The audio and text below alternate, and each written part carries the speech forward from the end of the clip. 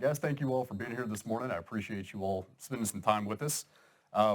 Today we'll talk a little bit about phishing and what that really means, right? IT is kind of this mysterious bubble that all of us are attached to in some way, shape, or form, but we all recognize kind of that there are vulnerabilities out there. We've heard of phishing. Everyone's heard of data breaches and being hacked. But what I find is when you read these news articles or when you watch the news and you hear about the Sonys and the Targets and some of these larger entities that have been breached, they really jump right into they've been breached. And they don't really talk about what that actually means. Again, I think a lot of us would agree that being breached or being hacked is bad. Nobody wants that. But what I find, again, is that people don't really understand how granular the results can be. When you get hacked, what does that really mean? How does that impact me? How does that impact my business? And the other part is they talk about Target got hacked, Sony got hacked. They rarely talk about how they got hacked. And today we'll focus a little bit on that. And really before I dive in today's seminar is mostly going to be around phishing, which is kind of it's an attack vector within this whole IT world, right? This is a way that they can get in. Just like somebody breaking into a house, you can get in through a door, you can get in through a window, you can probably slide down the chimney if you're Santa Claus, but at the end, you're getting into that house. So phishing is a very common way that hackers use to get in, to gain access to your accounts, to your devices, things like that. We'll dive in a little bit deeper. How did they just get into your system? Like, how does that happen? 93% of all cyber crimes that happen, so the ransomwares, the malware, all this stuff, 93% of those happen through phishing attempts. And that's why I wanted to spend our time today really honing in on phishing, what that is, the ways that it can come in, how you can identify that, and what to do to avoid living through one of these situations that literally is devastating. Devastating. So most of us have heard of phishing before, and the true definition is a form of social engineering where attackers deceive people into revealing sensitive information or installing malware such as ransomware. This is not new. This is just a new way in. For centuries, people have been using information to their benefit to deceive others. Just an old school kind of example. If I'm doing a stakeout, you remember those when the cops used to do the stakeouts? And I sit out in front of this house and I learn that owner's patterns and I know that this is a single dad. He only has his kids every other week. This week he doesn't. I know that he goes to work. He leaves between 7:55 and 8 a.m. every single day. Never comes home for lunch. And the earliest he ever gets home is about 5 o'clock in the afternoon. Now I know that between, call it 9 and 4, I can break into this guy's house and do whatever I want. I can steal his information, steal his goods, whatever. I can get in. Phishing is very much the same. You're getting the same result. You're just getting in a little bit differently. So a traditional phishing attempt comes through email. So the lady that I talked about, remember, I got this email from my previous boss, and I clicked the link. When you click that link is when the bad stuff happens. They can make these links look really pretty, and I'll show you some examples in a minute. But always be cautious. The number one way, so you've got this phishing, this idea of gaining access to people, deceiving people to gain information that's valuable to them. And there are many ways that phishing takes form. The most common, again, is through email. So you'll get the email that says, hey, your Netflix account is up for, your subscription is up for renewal. It has a call to action. It has a little bit of a thread. It puts emergency on it. You click the link to make your payment so you don't lose your subscription. Toast. Most of the phishing attempts come in through email. Specifically, a malicious email is intended to trick people into providing valuable information such as credit card numbers, account passwords, or banking information. Phishing emails often contain an urgent call to action. A good example, you may get an email that looks pretty legit saying your Microsoft 365 password expires in 1 day. Please click the link below to change your password immediately to retain services and prevent loss of data. Well, email is pretty important. I get locked out of that. That could be bad. Some people, it may not matter, but a lot of people, that matters. And it's telling me that if I don't reset my password in the next 24 hours, I'm not going to have access to email, and that's all my contacts, and that's how I communicate with my bingo group, and that's how I schedule my fishing trips. I'll get in a little bit more as to how these look in a minute, but right now, phishing is the overall scheme, and there are multiple ways that you can be phished. Email, by far, the most common way, by far. Now, these are also applicable for everybody, kind of like the ransomware where I'm not targeting you specifically, I'm just throwing a broadcast net, and whoever bites on it, I got them on the hook. Just a broad call. Spear phishing is another form of phishing. It's a lot different. Same result. We're trying to gain access to your information or your systems. But here, the difference in other forms of phishing and spear phishing is defined as a malicious email that is intended for a specific recipient and generally include a more personalized message. These often appear to come from a known source, such as a CEO or a spouse. Example, Becky gets an email from the CEO saying, Becky, I'm out of town for a meeting. I need your help right away. The Procter & Gamble account needs a $50,000 down payment before noon to ensure our order will arrive on time. Please wire the funds, sometimes there's a link, to this account. In a spear phishing attempt, they are targeting a very specific person, usually a person of higher net worth, business owners, celebrities, public figures, people who are known. Again, if we're going to take the effort to get into somebody, let's get into somebody who's got something that's worth the effort. When they get in, they're getting in a little bit more tricky. They're putting in personal information at this point. It's not a broadcast net like, hey, your Netflix subscription. It's like, hey, Bob. Well, they've called my name. Well, they mentioned the Procter & Gamble account. We just landed that one. We've been working on that proposal for 3 years, so they know that. So what this email is doing to Becky is establishing credibility. Came from a known source. He states he's out of town, and I know that. I know the CEO is out of town. He mentions the Procter & Gamble account that we just landed, and he tells me that if we don't get this down payment, then our order's not going to arrive on time. There's a sense of urgency, right? They've created a sense of urgency. A lot of times, they just click the link, wire the money, and they're done. And these messages come in a lot differently. I literally just type this as an example, but they get really crafty. I'm hopping on an airplane. I won't be landed until 2 o'clock. This thing is due at noon. I need you to jump on this right away. But that tells her that she can't even call the guy. She can't call to confirm. He's on a plane. But if I don't do what he tells me to do, we might lose this entire account we've been working on for years. That's a big deal. So what'd she do? She just pays it. Came from his email anyway, so it's legit. He knew all this information. He wouldn't have known that if it wasn't him. Clicks the link, pays it, done. Happens all the time. We get those calls.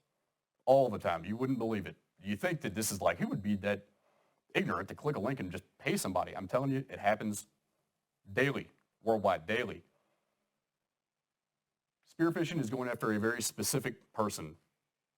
Basic email phishing, broadcast net, anybody and everybody, whoever clicks the link, toast, but it's not a personalized message, it's just more broad. Something we've seen recently, and I had this happen to me, I didn't fall for it, but it's called smishing. Another form of phishing, but instead of it coming through an email, and being very directed to you, smishing is a phishing attempt that comes through text message. Bizarre. I thought this stuff was stuck in my email. Like, how do they now have my cell phone number?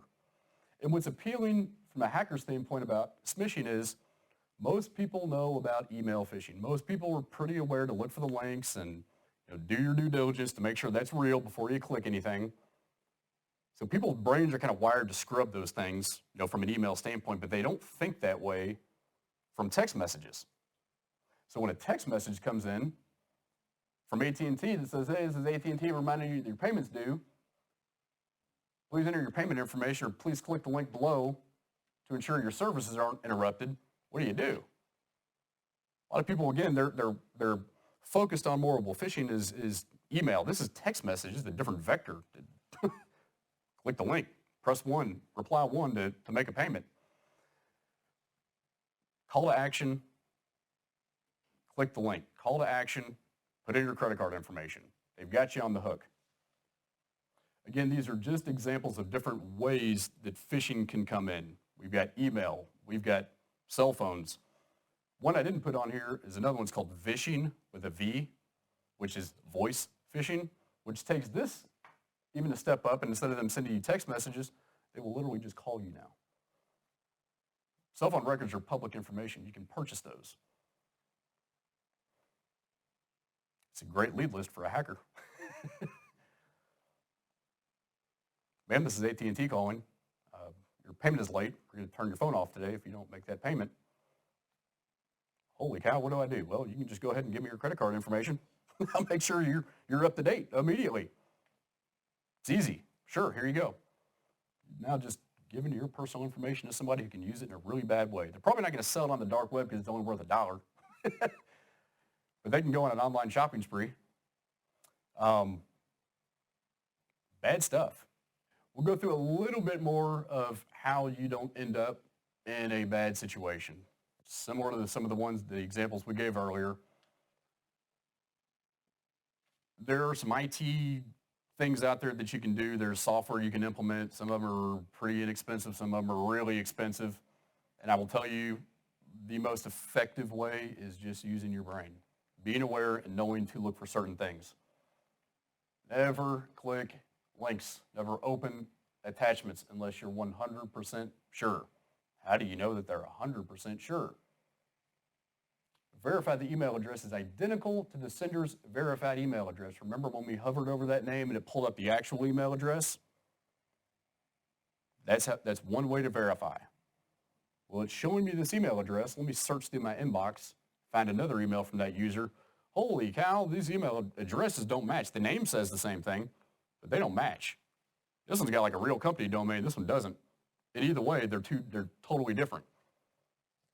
Malicious. Don't click the link. Hover the mouse.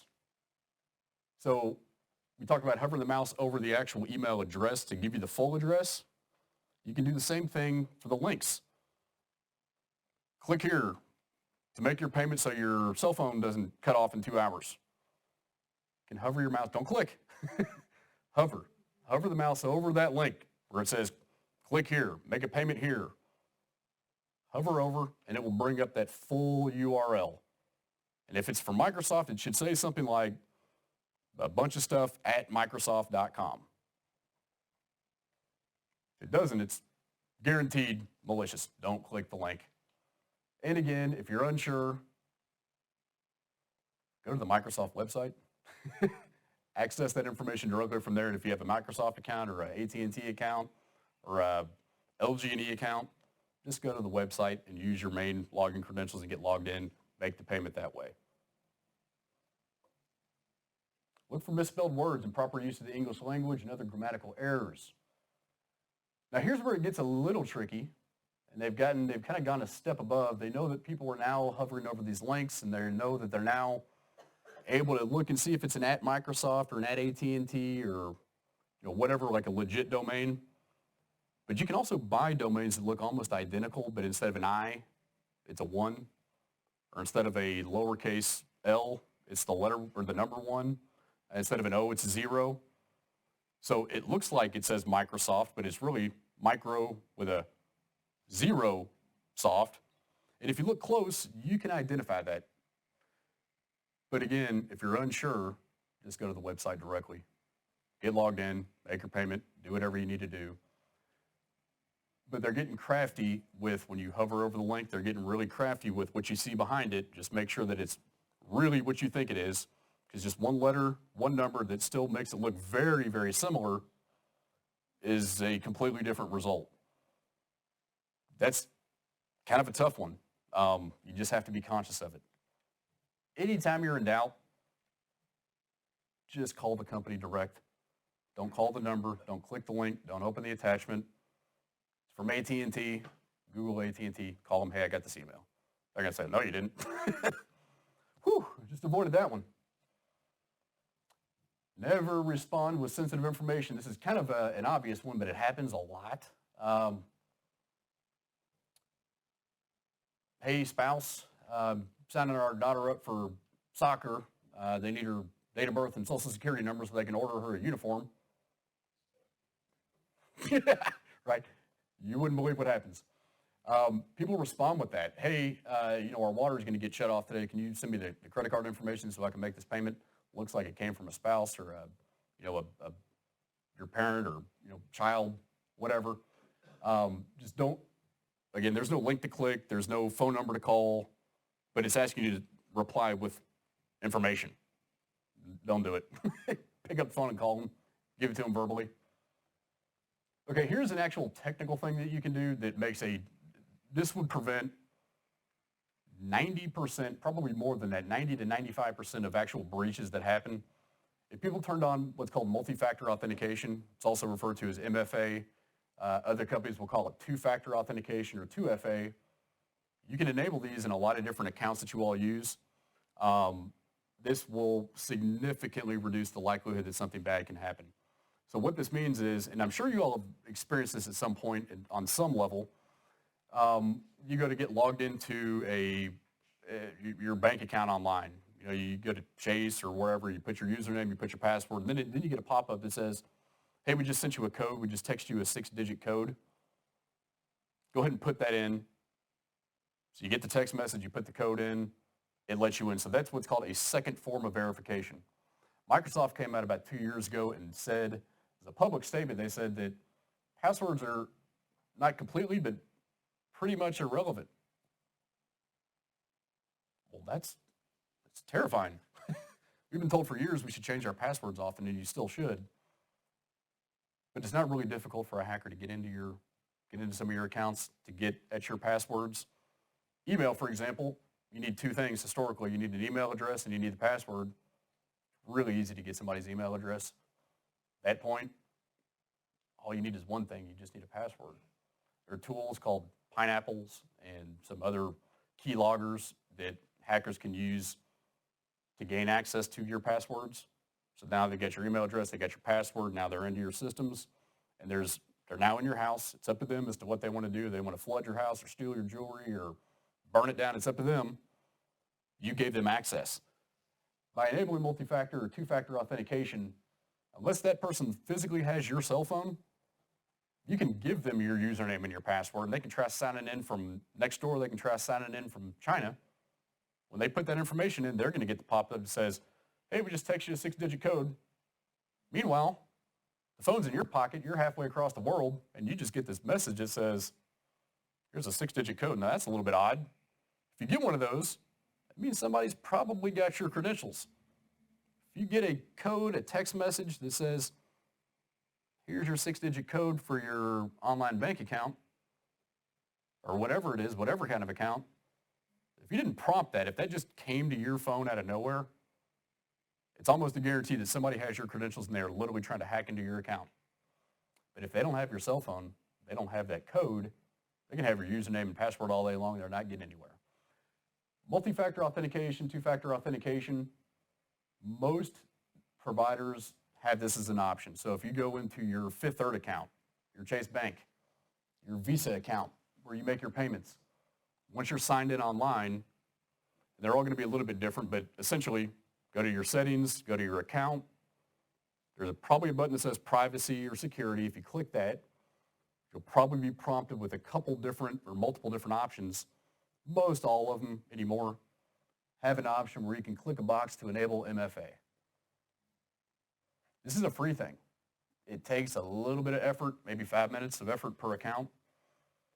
I will tell you, and you can Google this, you can research this, but 90-something% of all breaches to individuals, to companies, all would have been prevented if MFA or 2FA was enforced. This is a free thing, and it is probably the single most effective thing. Outside of using your brain, this is actual technology that's going to work for you. Free. Can't beat it. Super effective.